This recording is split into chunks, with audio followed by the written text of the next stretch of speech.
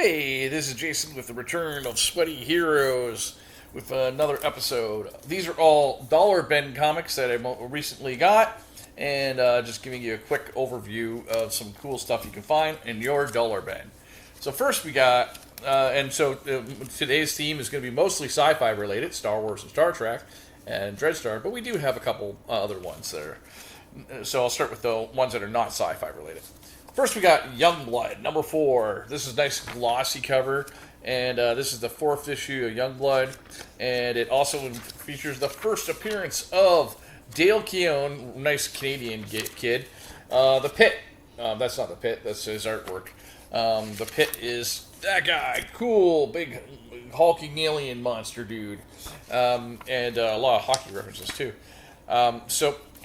Dale Keown is a great Canadian artist. Rob Liefeld did this issue of Youngblood. You can see his big, giant, cinematic, scopy feel for these. That's just one of the things that I did like about Rob Liefeld is that Rob Liefeld, Jim Lee, McFarlane, they all felt like big screen adventures. You know what I mean? Like kind of like took advantage of the panels and stuff. But this is the 4th issue of Youngblood. I had this one back in the day when it did come out too. Cool. On the back is an advertisement for Youngblood Bloodshot when Valiant and Image crossover. The Deathmate crossover didn't do so well.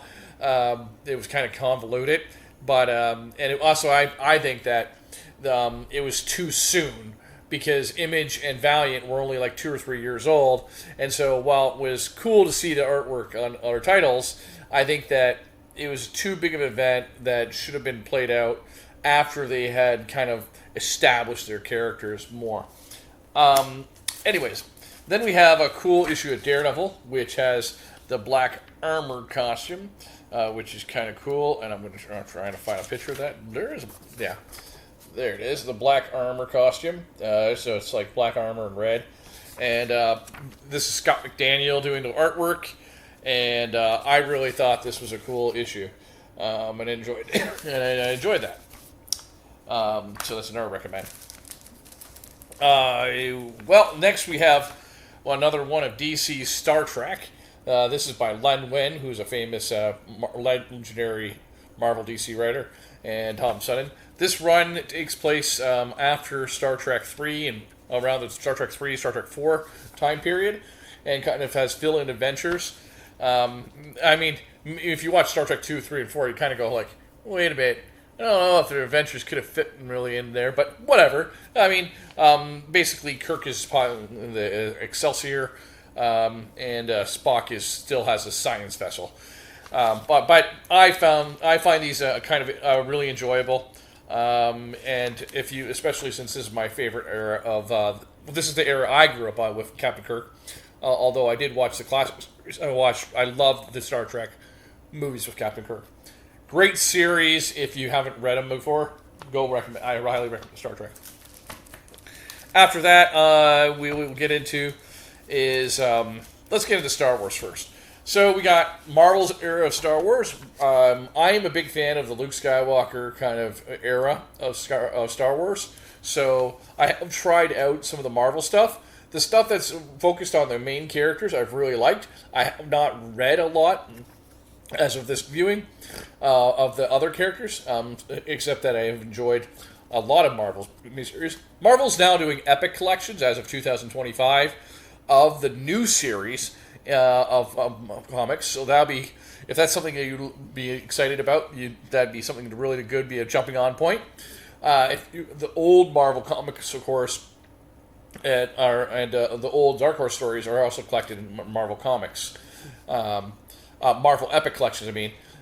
They have now, as of 2025, completed the entire Dark Horse run of Star Wars in Epic Collection that you can find in chronological order, basically. Divided up by, kind of like the movies, as their dividing lines of like the eras of Star Wars. So that's kind of cool. So this issue is kind of fun, and it takes place it takes place right before Return of the Jedi. And that issue. And then we have a classic Dark Horse one, which is, this one is set with the Qui-Gon and Anakin prior to the events of even the Phantom Menace, 30 years before New Hope. And I found this in a dollar bin, and I really enjoyed this, actually. I really enjoyed the art, the John Ostrander doing the story, and it was a cool. I rewatched the Star Wars Episode 1 recently, and I do like Qui-Gon, and I do like Ewan McGregor's Obi-Wan very much. The Star Wars stories are really good, and they're worth getting. Again, you can find them in Epic Collection, where they'll have a giant selection of stories, or you can find, sometimes you can find, like I said, this you can find at a dollar bin. But keep an eye, because some of these characters are now popping up in the Disney Plus shows, so they might have appearances of characters that will be worth checking out. And then finally, I want to talk about Dreadstar and Company. This is a reprint of Dreadstar number 1, but Marvel Epic Comic line was a creator-owned line, which had a variety of comics that weren't really superheroes necessarily.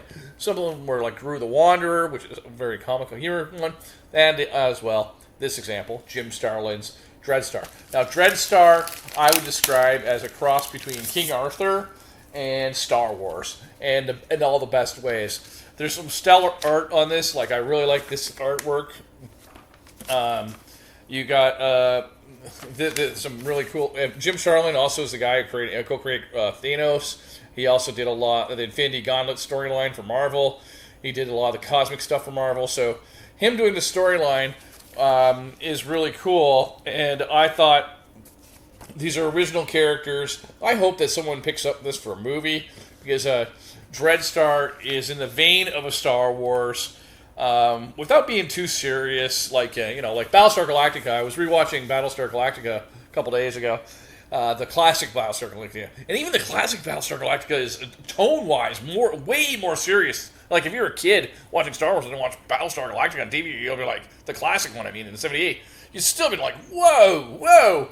Dreadstar is in the vein more of a Star Wars, and kind of like.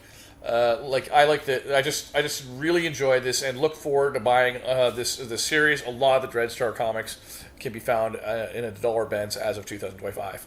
So that's my sweaty hero of the day. Keep sweaty, keep buying dollar books.